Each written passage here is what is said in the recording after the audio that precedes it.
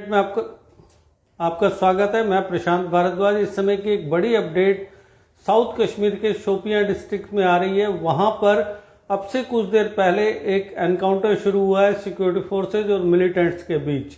जो हमें जानकारी मिली है उसके मुताबिक शोपियां डिस्ट्रिक्ट के बुच उचान एक एरिया है, वहां पर मिलिटेंट मूवमेंट की इनपुट्स मिली थी। उसके बाद में जम्मू कश्मीर पुलिस ने सेना और सीआरपीएफ के साथ लेकर एक joint cordon and search operation शुरू किया और जैसे ही सिक्योरिटी फोर्सेज के जवान आतंकवादियों के छिपे हुए स्थान के नज़दीक पहुंचे तो आतंकवादियों ने फायरिंग स्टार्ट कर दी। हालांकि सिक्योरिटी फोर्सेज ने उन्हें सरेंडर करने की अपील की उनसे, लेकिन उन्होंने सिक्योरिटी फोर्सेज की इस पेशकश को ठुकराते हुए लगातार फायरिंग जारी रखी, जिससे सिक्योरिटी फोर्सेज को जवाबी कार्रवाई करने पर मजबूर होना पड़ा। और जैसे ही सिक्योरिटी फोर्सेज ने फायरिंग स्टार्ट की है, वहां पर ये सर्च ऑपरेशन जो था वो एक एनकाउंटर में तब्दील हो गया। जो रिपोर्ट्स मिल रही है उसके मुताबिक 2 से 3 मिलिटेंट अभी सुरक्षा बलों के घेरे में फंसे हुए हैं।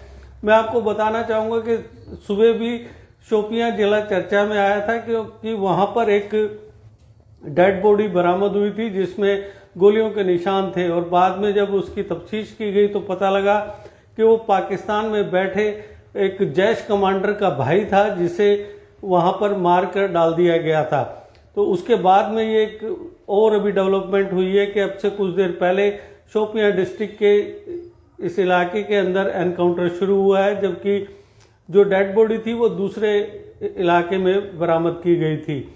तो इस तरीके से सिक्योरिटी फोर्सेज के आमने सामने के टाकरे के बहुत कम मौके आ रहे हैं कि जब सिक्योरिटी फोर्सेज को मिलिटेंट आमने सामने की लड़ाई में फंसा पाते हैं खुद को, क्योंकि जो रिपोर्ट्स हैं उनके मुताबिक सिक्योरिटी फोर्सेज पूरी तरह से हावी हो चुकी हैं कश्मीर में।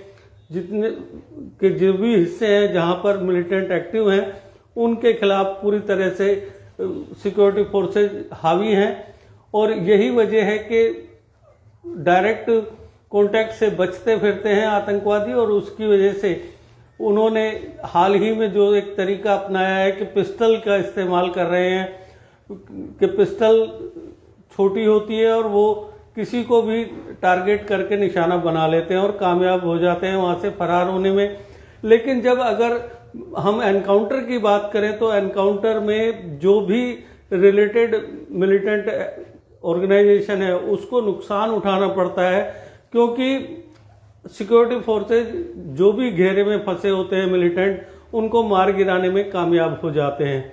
और जिस तरीके से अभी इस साल जो जिस तरीके से रफ्तार रही है सिक्योरिटी फोर्सेज की मिलिटेंट्स को मारने में, उसमें ये बार बार सामने उभर कर आया है कि सिक्योरिटी फोर्सेज ने कश्मीर में मिलिटेंसी को बड़ा जबरदस्त धक्का दिया है। यहाँ पर जितने भी मिलिटेंट ऑर्गेनाइजेशंस हैं, चाहे वो लश्कर तोयबा है, जैश ए मोहम्मद है या दूसरे हैं, उन्हें काफ़ी तगड़ा नुकसान पहुंचाया गया है सिक्योरिटी फोर्सेज द्वारा। और इसीलिए मिलिटेंट ऑर्गेनाइजेशन की ये पहली कोशिश होती है कि सिक्योरिटी फोर्सेज के साथ सीधे टकराव से बचा जाए, इसलिए वो टारगेट किलिंग करते हैं जिसमें उन्हें चर्चा भी ज़्यादा मिलती है और वो अपने मकसद में कामयाब भी हो रहे हैं। लेकिन सिक्योरिटी फोर्सेज उन्हें भी नहीं बकसती हैं।